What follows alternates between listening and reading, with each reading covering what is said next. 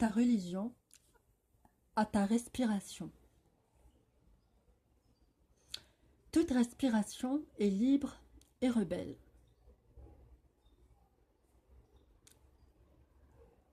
Toute respiration est libre et rebelle, car rien ne peut remplacer ses principes fondateurs. Je voulais juste te proposer de réfléchir selon un certain angle de vue, ce qui constitue ton dîn, ta religion. Ta religion, c'est une opposition, c'est une rébellion, c'est un refus. Un refus de quoi? On va le voir. Alors, selon certains, la religion, c'est la soumission à l'homme ignorant, mal intentionné. Selon certains, la religion, c'est la soumission à l'homme, qui est contre nos libertés. C'est les idées les plus répandues.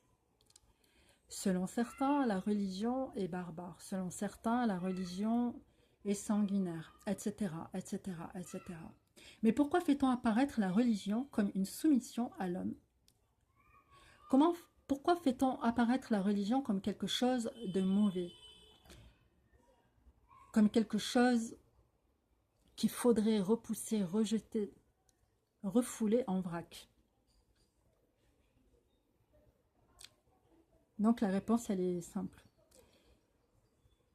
C'est pour susciter une rébellion.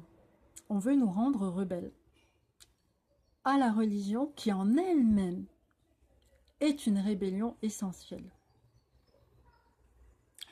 Alors pourquoi veut-on susciter une rébellion envers la religion? Parce qu'hormis le sentiment et l'émotion hostile envers la religion, donc un sentiment et une émotion, c'est pas quelque chose de rationnel, c'est quelque chose d'irrationnel, le sentiment et l'émotion. Parce qu'hormis le sentiment et l'émotion hostile envers la religion en elle-même, c'est quelque chose de tellement clair, c'est quelque chose de tellement inspirant, quelque chose de tellement attirant, quelque chose de tellement logique. C'est quelque chose qui nous aspire. C'est une logique irrépressible et irrésistible. Parce que la religion, c'est la rahma d'Allah qui nous dit viens. La religion, c'est l'amour qui nous dit viens. La religion, c'est la miséricorde rayonnante d'Allah, lumière sur lumière, qui nous dit de venir à lui.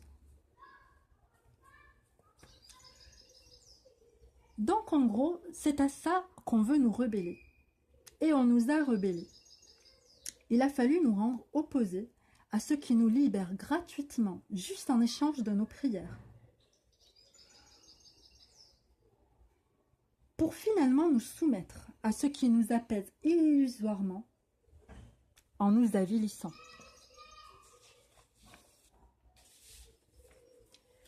Rébellion contre rébellion. La religion veut nous préserver du profit manipulateur de l'homme sur l'homme. C'est si vrai que l'homme a falsifié la religion. C'est si vrai que l'homme a rejeté cette religion.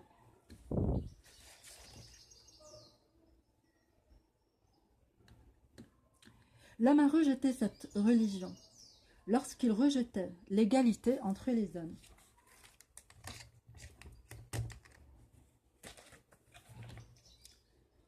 Parce que la religion commence à partir de quelque chose de vrai.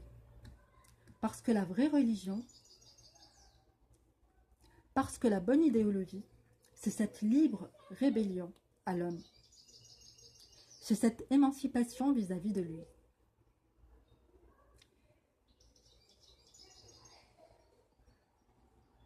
C'est ce désir de s'émanciper pour retrouver la clarté de loi simple, transcendantale, qui constitue le cadre gratuit du vrai bonheur. Parce que la perception claire de la religion est précieuse, gratuite, et qu'elle n'a pas de prix. Comme on l'a vu, la religion, c'est l'amour qui nous dit viens, alors on vient, et on est bien.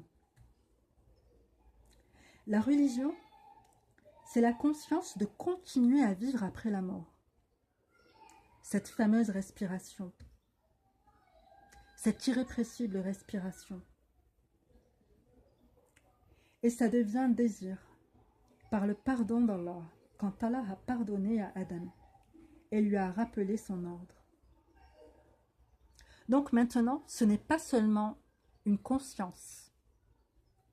Quand on est religieux, la religion, ce n'est pas seulement la conscience de l'au-delà, c'est surtout la pratique, le désir de gagner l'au-delà.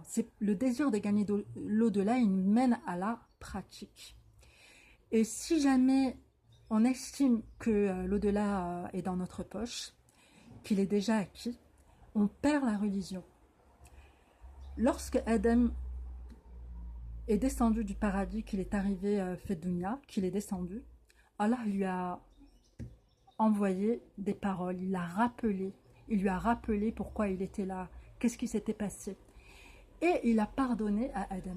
Et il lui a donné les rites. Donc il lui a fait venir des paroles. Et il a pardonné à Adam. Mais le paradis n'est pas gagné pour autant. Il a dit à Adam, à chaque fois que je vous enverrai un guide, si vous suivez le guide et que vous êtes assidu dans votre adoration, vous aurez mon pardon, vous aurez ma miséricorde et vous reviendrez au paradis. Donc, c'est une conscience, certes, mais pour être religieux, il ne s'agit pas seulement de prétendre avoir conscience. La conscience, elle se traduit par des gestes, par un rituel, par une adoration, par un ancrage constant, quotidien, journalier, et fidèle à Allah en fait. Parce qu'Allah est plus important que ce qu'on mange au final. Il est plus important que nos repas quotidiens. Oui, Allah est plus important que nos repas quotidiens. C'est lui qui nous donne nos repas quotidiens. Donc la religion, c'est la conscience de continuer à vivre après la mort. Et ça redevient désir par le pardon d'Allah, quand Allah a pardonné à Adam et lui a rappelé son ordre. Donc le désir, c'est quelque chose de fort. C'est quelque chose qui nous attire. Donc avoir confiance, prétendre avoir confiance, c'est une chose, mais être attiré au point de faire ses prières, de faire Ramadan, de faire la zakat, de partir en Hamra, de faire des œuvres charitables constamment, c'est bien autre chose. Et d'être engagé avec ces biens et ces personnes dans le chemin d'Allah, c'est bien autre chose.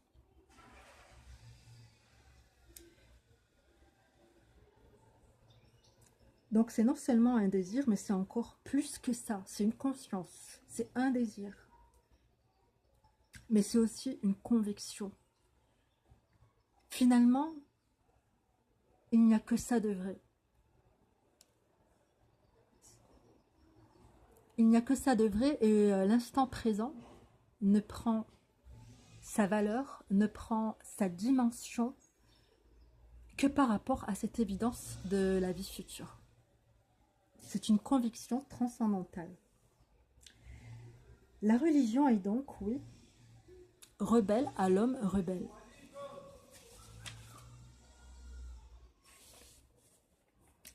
Elle est rebelle à l'homme et à son pouvoir immoral, usurpateur et manipulateur.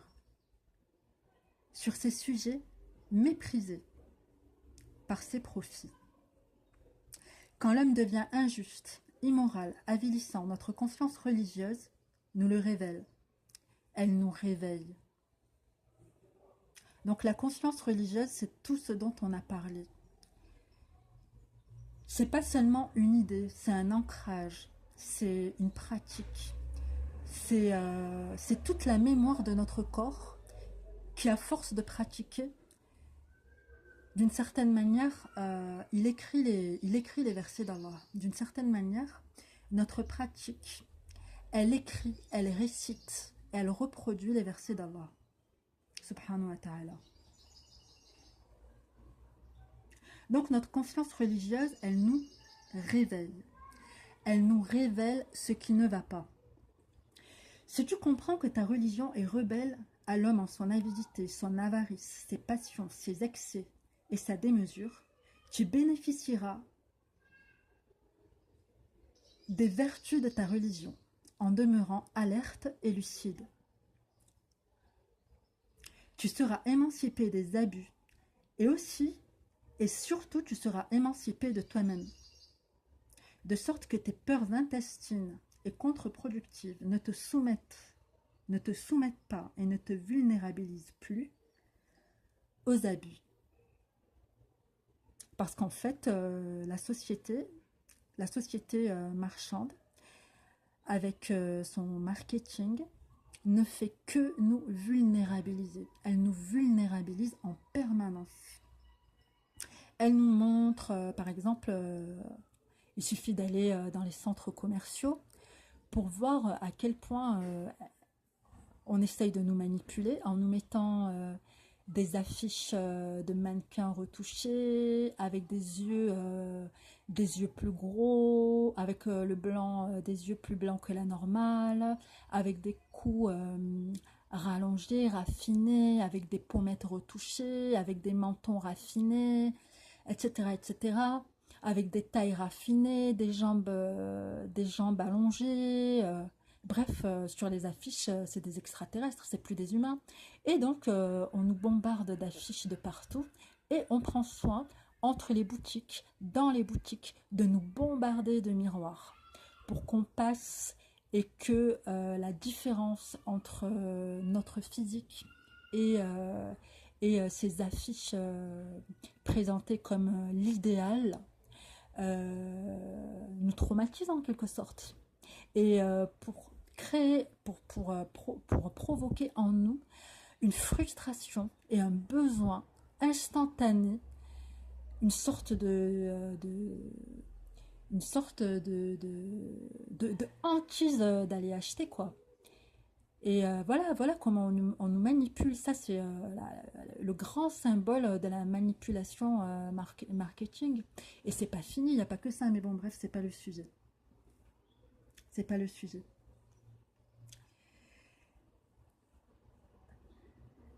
Donc, si tu comprends que ta religion est rebelle à l'homme, en son avidité, son avarice, ses passions, ses excès et sa démesure, tu bénéficieras des vertus de ta religion en demeurant alerte et lucide. Tu seras émancipé des abus et aussi de toi-même, de sorte que tes peurs intestines et contre-productives ne te soumettent plus et ne te vulnérabilisent plus aux abus de tous ces profits dont on vient de parler. Tu te sentiras libre en ta religion, car elle te libère.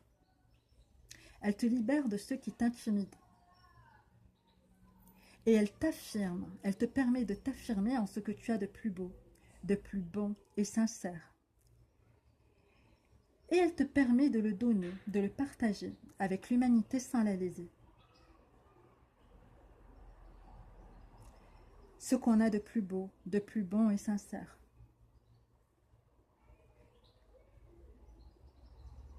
C'est en fait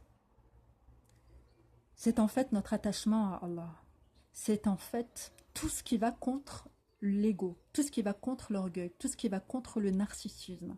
Le narcissisme veut tout rapporter à nous. Et Allah subhanahu wa ta'ala, c'est tout le contraire.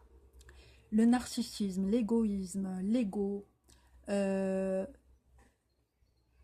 ramène tout au point zéro de nous-mêmes. Qu'est-ce qu'on est au bout d'une soixantaine d'années? Qu'est-ce qu'on est? On n'est rien du tout. On n'est rien du tout. On n'est que dalle. Mais malgré ça, pour certaines personnes, c'est pas aussi évident. Et donc, il y a certaines personnes qui ramènent tout à elles, absolument tout à elles. Alors qu'Allah subhanahu wa ta'ala, c'est le principe complètement opposé. On part de soi, on part de notre personne pour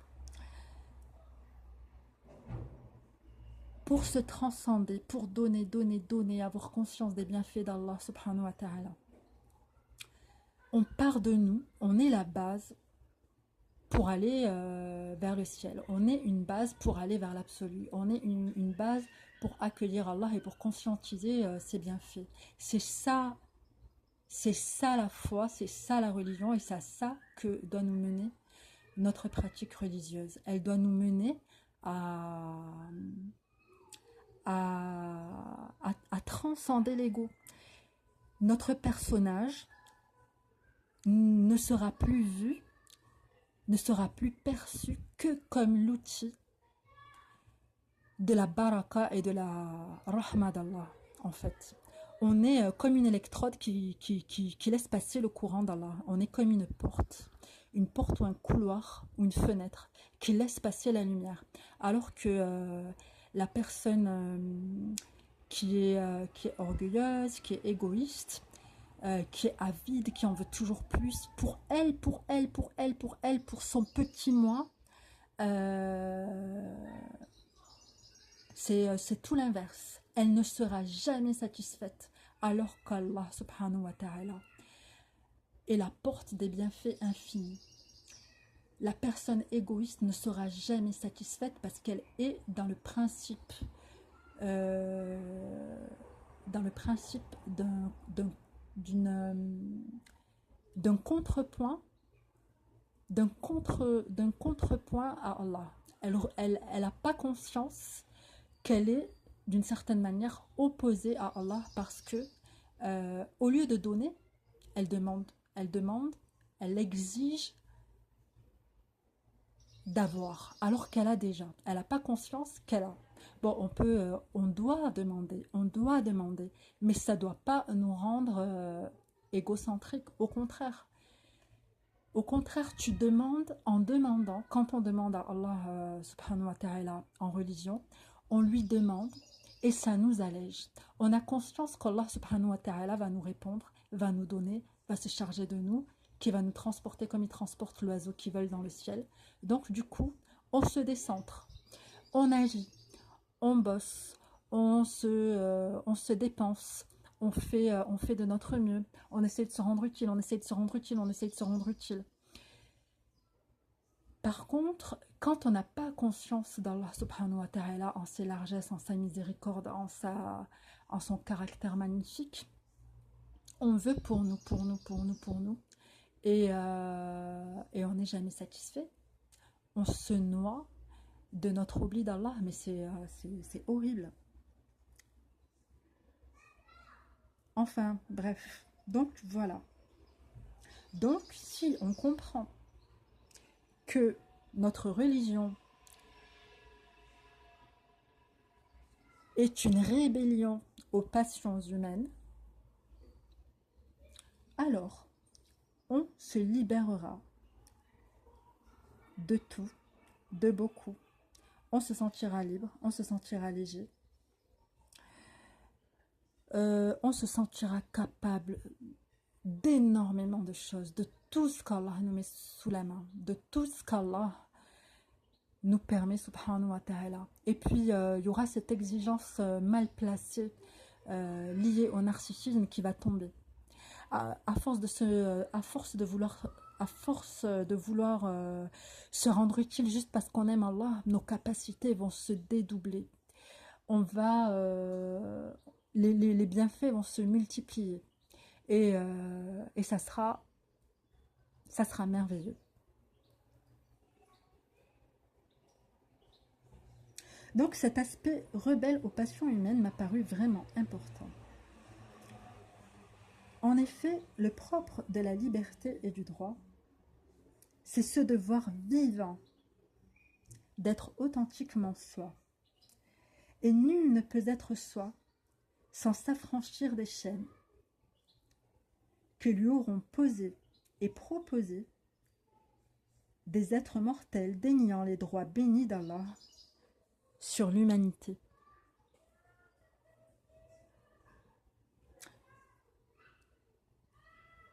D'ailleurs, qu'est-ce que signifie la shahada, la profession de foi? La ilaha illallah. Elle signifie pas de divinité à part Allah, pas d'idéal à part Allah. L'orgueil, l'ego l'avidité des richesses. Elle se prend pour idéal. Tu prends une personne avare, une personne avide des richesses, elle se prend pour idéal. Son idéal, c'est elle-même. Elle veut s'enrichir, s'enrichir, s'enrichir, s'enrichir, s'enrichir.